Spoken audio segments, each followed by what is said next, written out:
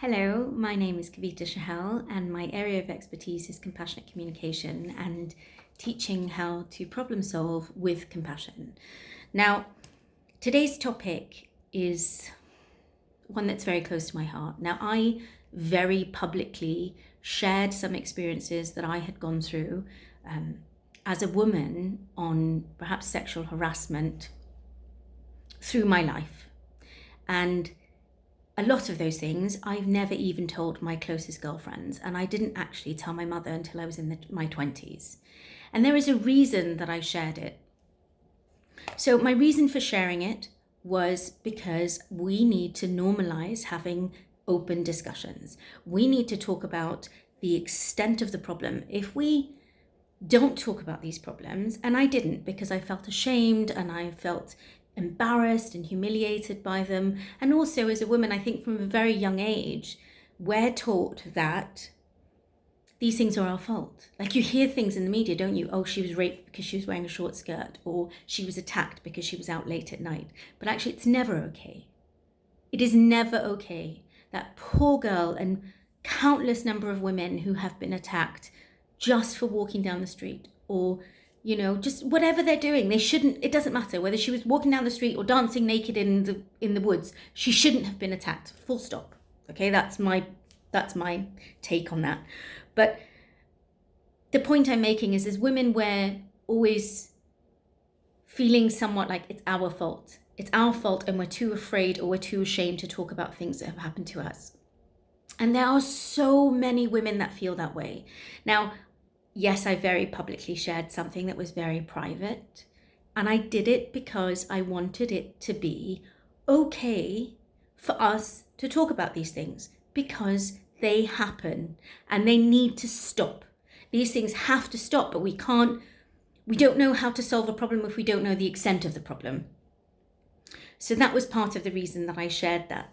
But also it is around, how do we start addressing things around gender bias with compassion from a very young age, because that's typically when these things happen. Okay, so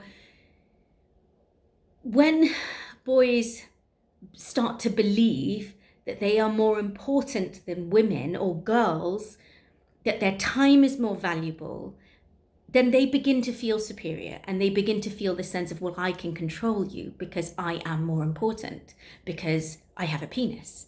Whereas actually, simple things that we do from our bias, the way we think, from our unconscious biases, like teachers will say to boys, oh, boys, will you move the table? Girls, will you sweep the floor? Well, actually, no, a boy is capable of sweeping the floor and a girl is capable of moving a table.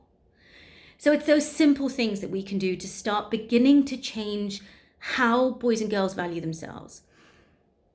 My husband and my brother, from a young age, helped as much as I did. And my husband did as much as his sister did. So it wasn't, you're a man, so your time is more valuable. I will then thus, oh, it's my daughter, she has to help me in the kitchen, she has to help me with cleaning. And oh, darling son, you can go and sit on the sofa and chill out and relax. Well, actually, that's just telling your son that his time is more valuable than your daughter's time.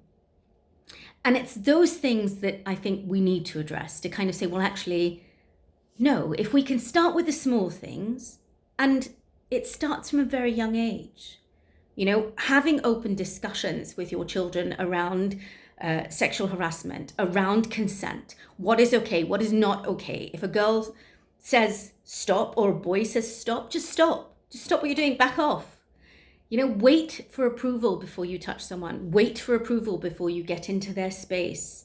It's never okay. And it's those kind of things that we need to start talking about, and normalizing also. I'm a big advocate for naming things. Okay, this book is this great book called About Bloody Time, period. And it's back to front because the camera's back to front.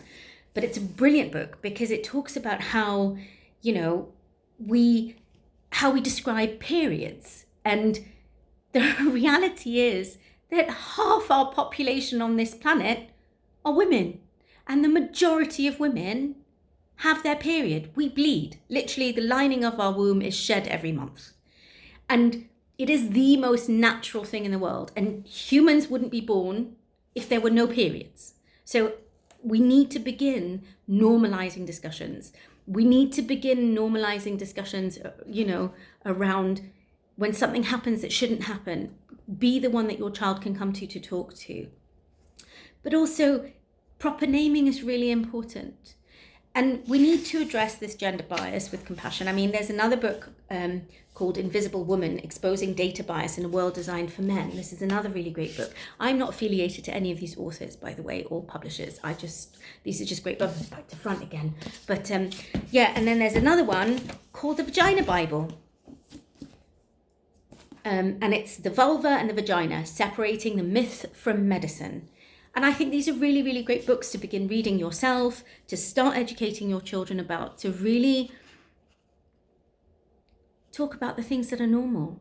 There are women in the world, and their role is so important, and they are equally important to men in society. And until we start at a very young age and we address some of those gender biases from when they're very small, we cannot progress as a society in a healthy way. And there's always going to be monsters. Look, the reality is there's going to be people that do horrible things and just tear people's families apart. But what can we do to start addressing gender biases from a young age in our own home?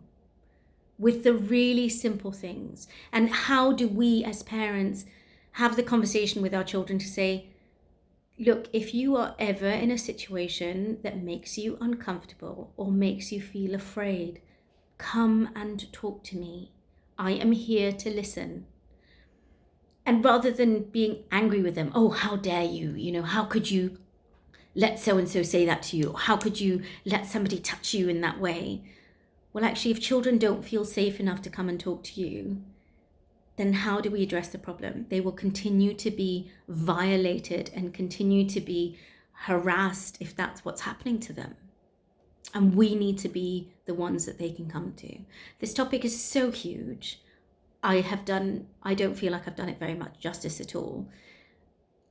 But I did want to introduce it and almost say, well, what can we do that is so small? Because a lot of people have been saying, well, what can we do about it? What can we do about it?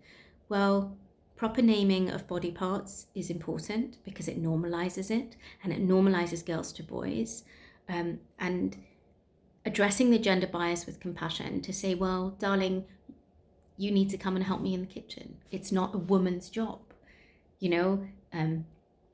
I wash the car, and our elderly neighbours, well, why are you washing the car? Isn't that a man's job? Well, no, actually it's not. I'm very capable of washing a car, thank you.